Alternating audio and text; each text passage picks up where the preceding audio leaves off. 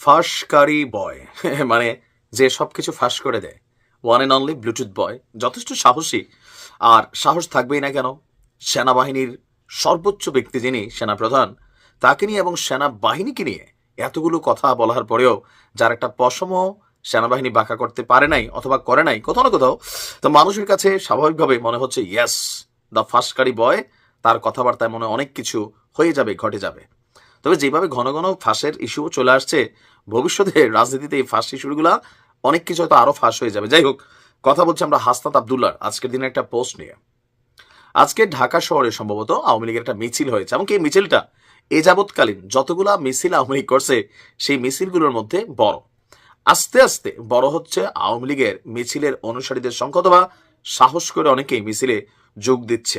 আর এই দৃশ্য দেখে অন্তরে কিছুটা ভয় ধরছে হাসনাত আবদুল্লাহর। কারণ এটা সবাই বলে যদি কখনো আওয়ামী লীগ ফিরে আসে, তাহলে কয়েকজন ছেলের যারা ছাত্রলীগের রূপসাইজা আওয়ামী লীগের ভিতরে প্রবেশ করা পরবর্তী সময় আবার বাংলাদেশ আওয়ামী লীগের আজকের এই পরিণতির জন্য সর্বোচ্চ পরিমাণ এফোর্ট দিয়েছেন, ফ্যাসিজমকে পতন ঘটিয়েছেন, স্বৈরাচার বিদায় করেছেন, নানান কিছু করেছেন তারা, তো তারাই সবার আগে টার্গেটেড হবে। আর এই কারণে দোম এমনে যাক আর হেমনে যাক, তারা চাইতেছে যে জীবনটা দেওয়া হলেও আওয়ামী লীগকে নিষিদ্ধ করতে হবে। আর এই জন্য বিভিন্ন সময় তাদের বক্তব্যে সরকারকে চাপ প্রয়োগ করার পাশাপাশি আপনার রাজনীতিবিদ যারা আছেন তাদের অনেক কিছু ফাঁস করার কথা তিনি বারবার বলছেন। এবার আসেন কার বিষয় নিয়ে তিনি কথা বলছেন, কাদের বিষয় এবার ফাঁস করে দেওয়ার জন্য তার স্টেটাস। তার বক্তব্য, যেদিন থেকে আমাদের আওয়ামী বিরোধী অবস্থান এবং কম্প্রোমাইজের রাজনীতির বিরোধিতাকে শিষ্টাচার বহির্ভূত বলা শুরু হয়েছে। এটা কবে থেকে শুরু হয়েছে?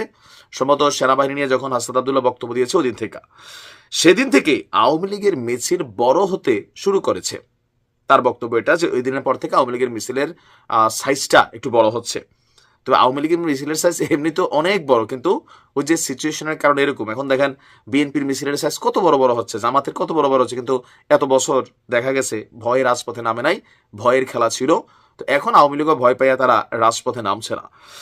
যারা কম্প্রোমাইজের রাজনীতি করছেন তাদেরকে সতর্ক করছি। কি সতর্ক? অতি শীঘ্রই আওয়ামী লীগ নিয়ে সিদ্ধান্তে আসুন, না হলে আপনারা করবেন কম্প্রোমাইজের রাজনীতি আর আমি করব শিষ্টাচার বহির্ভূত আচরণ।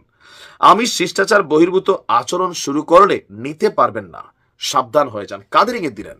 বিএনপিকে, সেনাবাহিনীকে আবারও দিলেন, নাকি মানে কাকে ইঙ্গিত দিলেন? কাদের জিনিসগুলো তিনি আবারও ফাঁস করার কথা বা হুঁশিয়ারি করছেন?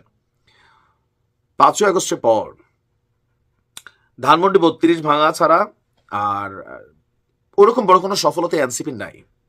আমাদের যেটা দেখছি, গতকালকেও এনসিপির যেই বর্ষবরণ প্রোগ্রাম ছিল সেখানে 200-400 সাংবাদিক ছাড়া জনগণের উপস্থিতি খুবই কম ছিল। বিএনপির একটা লোকাল এরিয়ায় একজন নেতা যখন একটা বর্ষবরণ প্রোগ্রাম করছে, সেইখানেও যত মানুষ হয়, এনসিপির প্রোগ্রামে কালকে এত মানুষ হয় নাই।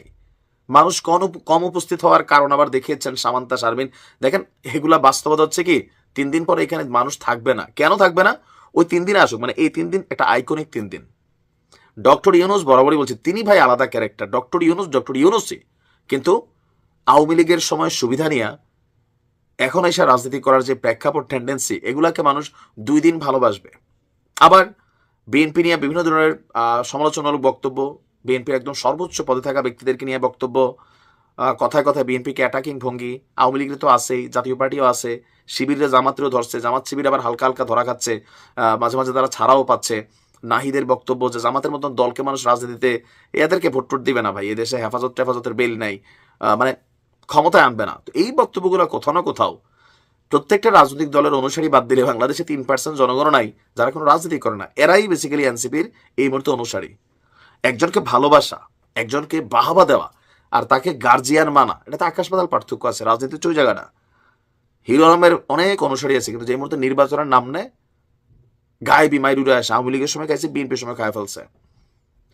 হাসনাত আবদুল্লাহর যে বক্তব্যগুলা, এই বক্তব্যগুলো বেসিক্যালি রাজনীতিবিদদের কি বলা হয়েছে, তাদের বিরুদ্ধে অবস্থান নেওয়া অথবা তাদের এই ধরনের আচরণগুলোকেই রাজনীতিবিদরা পছন্দ করে না। তবে হাসনাত ডেয়ারিং পোলা। এখন মাঠে অবশ্য আওয়ামী লীগ নাই। আওয়ামী লীগ থাকতে আমরা দেখছি সাদ্দাম ভাই বলতো, রাব্বানি ভাই বলতো। এখন খালি মাঠে অনেক কিছু বলা যায়।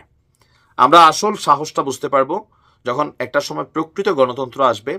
আওয়ামী লীগ পরিশোধিত হইয়া হোক, মাফ চাইয়া হোক, অথবা জেল টেল খাইটা হোক, সাজা খাইটা হোক, 5 বছর 10 বছর পরে হোক, যে আমাদের বাংলাদেশের প্রত্যেকটা রাজনৈতিক দল সুস্থ ধারার রাজনীতি করতে আসছে, মাঠে প্রত্যেক দলের কর্মী আছে, এমনকি ধরেন সবাই আছে মাঠে উপস্থিত, ওই সময় একজন আরেকজনটা এটা করে ফেলা, ওইটা করে ফেলা, ওইটা হচ্ছে সাহসের বিষয়।